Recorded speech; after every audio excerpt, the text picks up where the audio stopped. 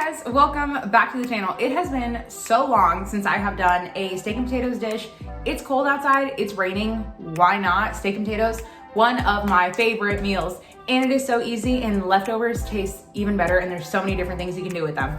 All right, before we get into this video, make sure you guys are subscribed. Give this video a thumbs up, let people know that you like the video and you're gonna watch it, and send this to everybody you know and post it on your Facebook, Instagram, Twitter, wherever, and let them know this is what you're making for dinner. All right, now we can get into it. I'm gonna start with a gallon-sized Ziploc bag, and this is where we're gonna marinate our steak. I always recommend having a Ziploc bag, just makes it easier. One, so you don't have any spills, and two, it's very flexible, so if you don't have very much room in your fridge, Ziploc bags are the way to work with marinades, and you just throw it out so you don't have dishes at the end of the day. I'm using a gallon-sized bag because obviously we're using a London broil, which is pretty long, so it fits in a gallon-sized bag.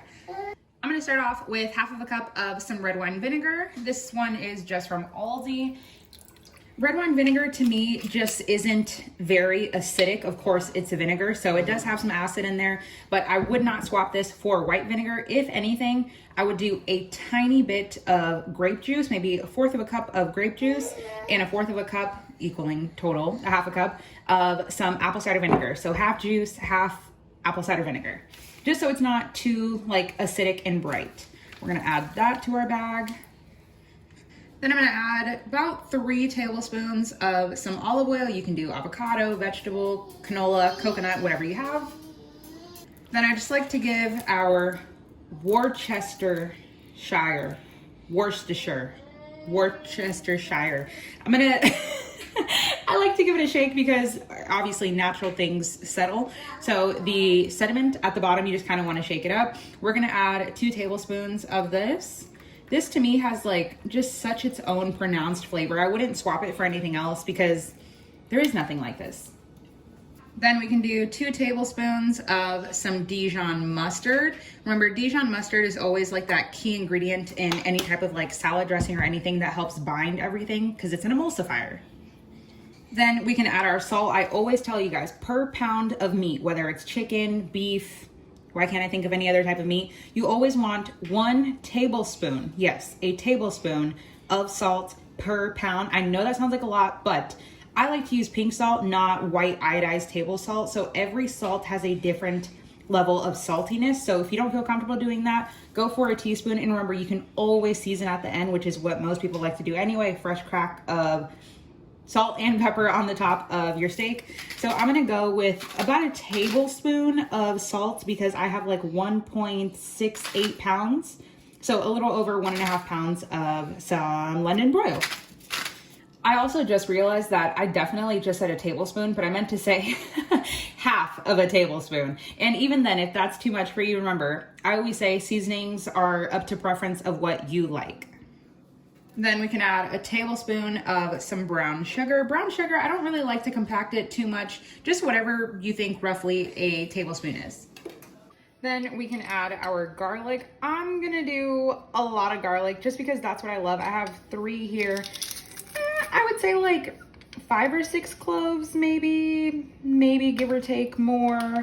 It's really up to you. I love like the spiciness that garlic gives too. Then our second to last final step, we're just gonna add a bunch, okay, this is gonna be loud, a bunch of black pepper, about a teaspoon.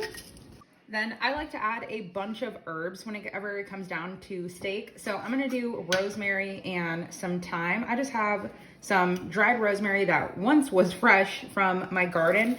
I'm gonna add about a tablespoon, but whenever you are working with dried herbs, especially in a marinade where they're not really gonna get cooked until everything happens to go into the oven, so there is no like toasting of them, I like to crush them in between my fingers. Thank you, Rachel Ray, for teaching me that. Then I'm also gonna add some thyme. Mine happens to be lemon thyme from my garden, but any thyme that you have will work. I'm gonna take, same thing, about a tablespoon of that as well, give or take, spilling a lot of it on the counter.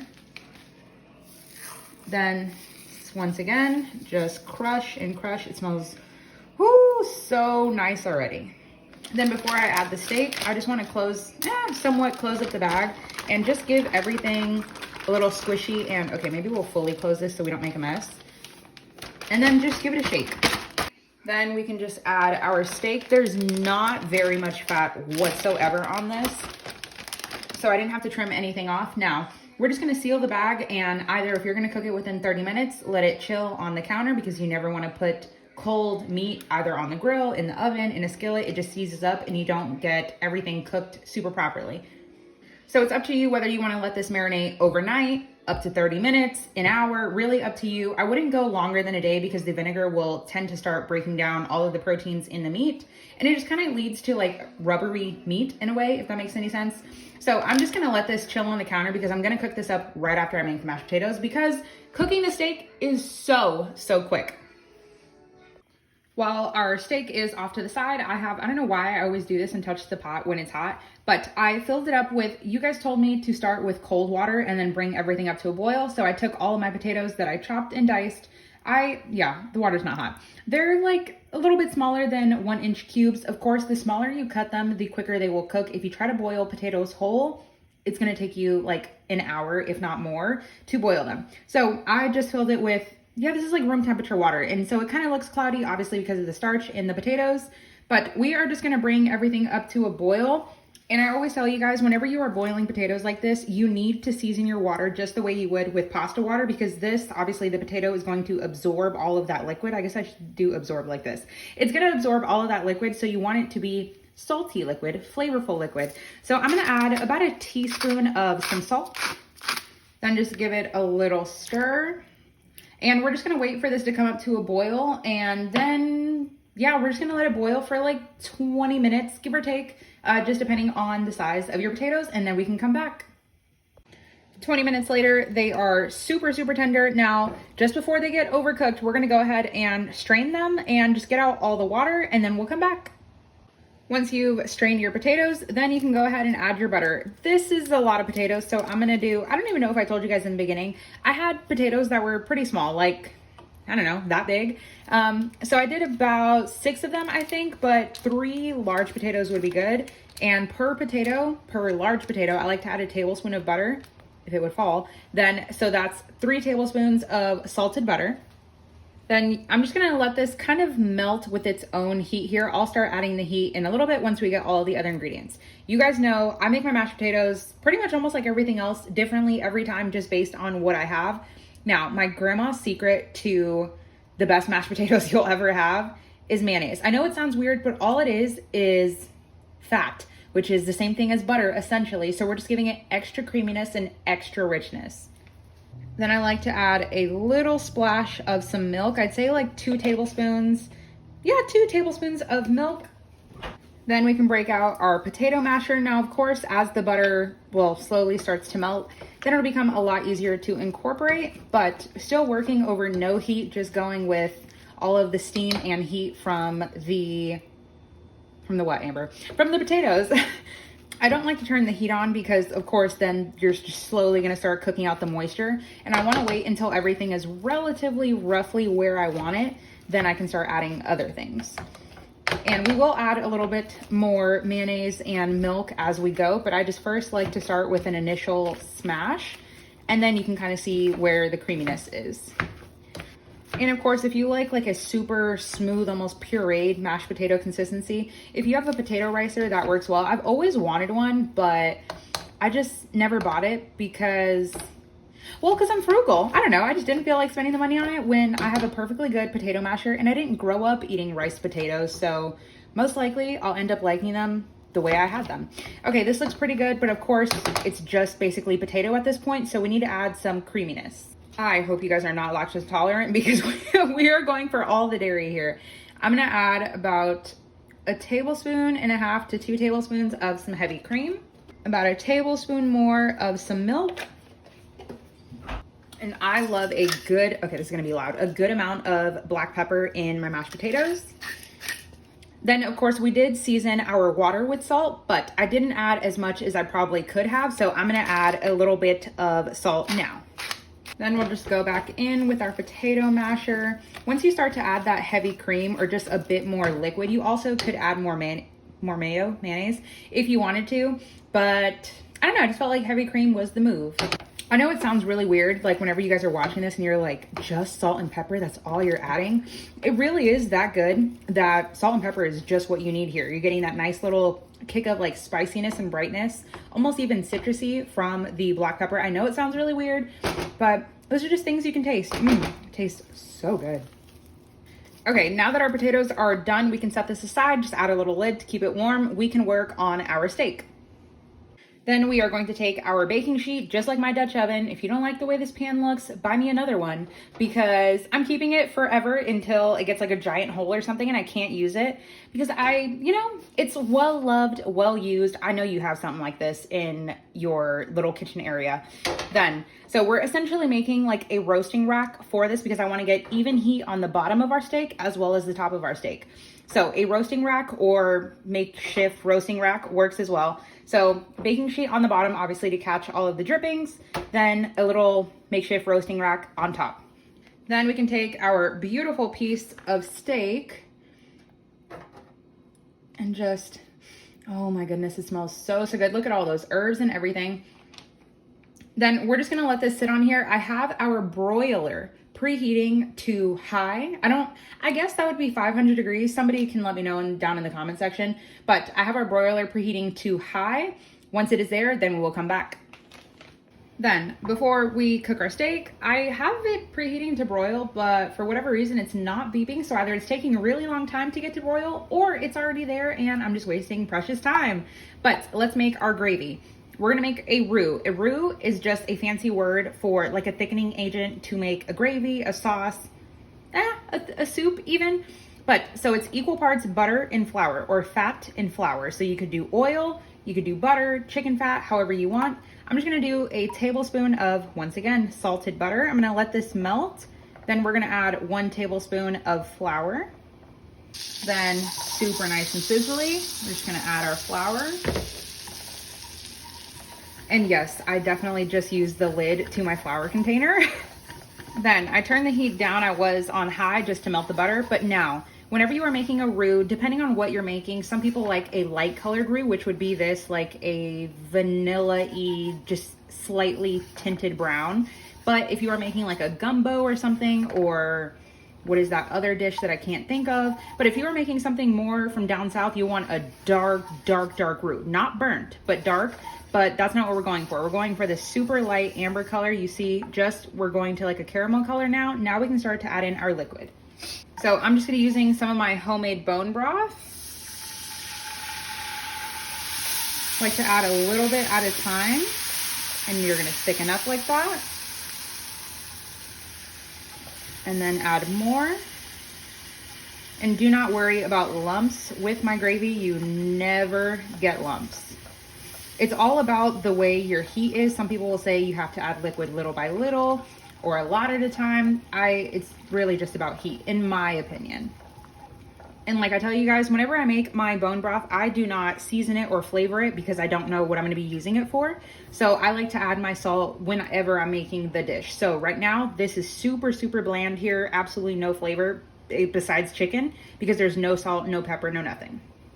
So instead of adding salt, I'm gonna add a little bit of chicken bouillon here. You can use beef if you want to, but chicken just works better in my opinion. And just like I like my mashed potatoes with a lot of black pepper, we're gonna add black pepper to our gravy. Not too much. Then just give it a little stir. And of course the bouillon helps like enhance the color. But if you want your gravy to be a little bit darker, feel free to add paprika. Gives everything a nice color. Now, the more that you cook it, of course, the more it is going to thicken up. If you feel like this is way too thick for you, add more liquid. If you feel like it's not thick enough, then just let it cook out.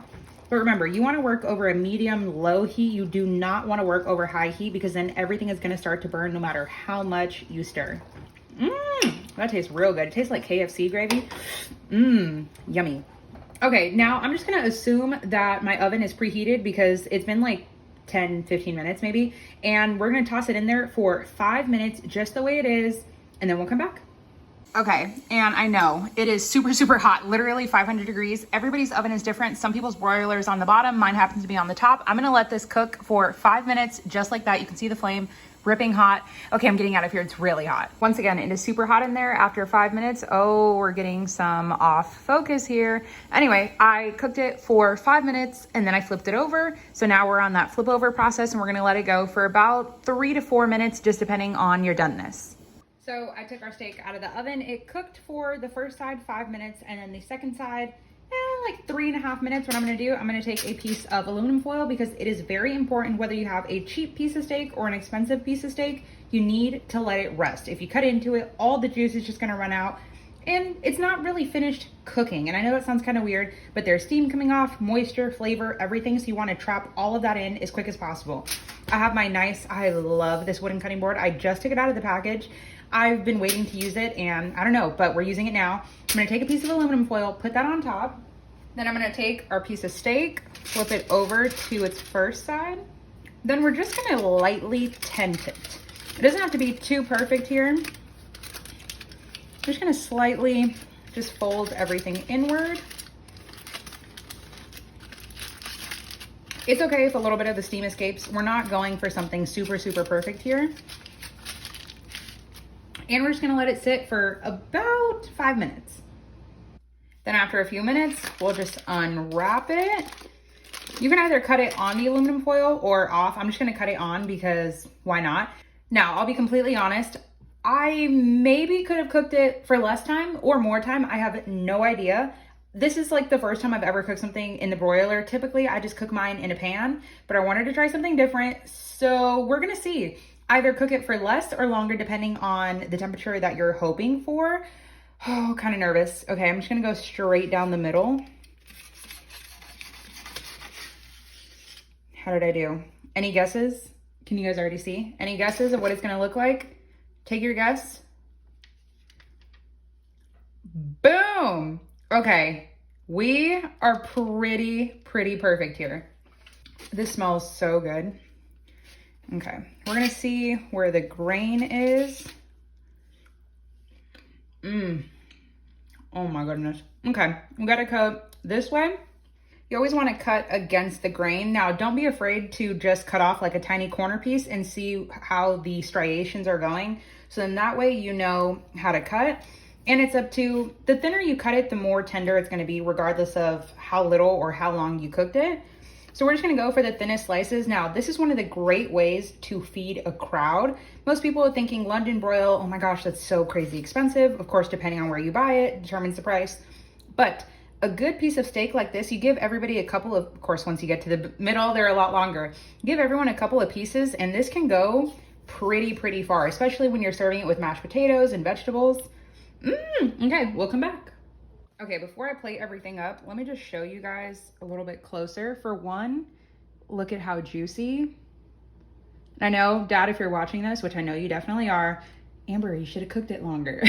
My dad likes his well done, but look, and even into more of one of the more middle pieces. So perfect. Look at that. All right, let's plate it up. And dinner is served. You need to make this.